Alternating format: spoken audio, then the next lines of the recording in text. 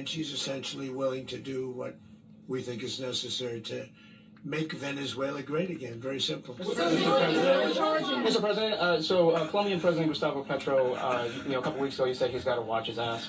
And today he said he's not concerned about anything happening to him in the aftermath of this operation. So just what your message is Well, about he that. has cocaine mills. He has factories where he makes cocaine.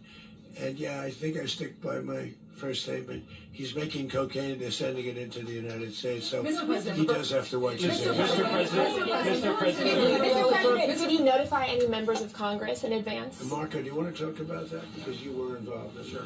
We call members of Congress immediately after. This was not the kind of mission that you can do congressional notification on. It was a trigger-based mission in which conditions had to be met night after night. We watched and monitored that for a number of days. So it's just simply not the kind of mission you can call people and say, hey, we may do this at some point in the next 15 days. But it's largely a law enforcement function. Remember, at the end of the day, at its core, this was an arrest of 2 indicted fugitives of American justice.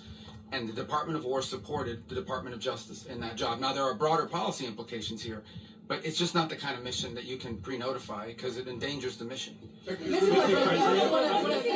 I can add one thing to that, Congress has a tendency to leak. This would not be good. If they leaked, General, I think it would have been maybe a very different result. But I have to say, they knew we were coming at some point, A lot of ships out there, they sort of knew we were coming.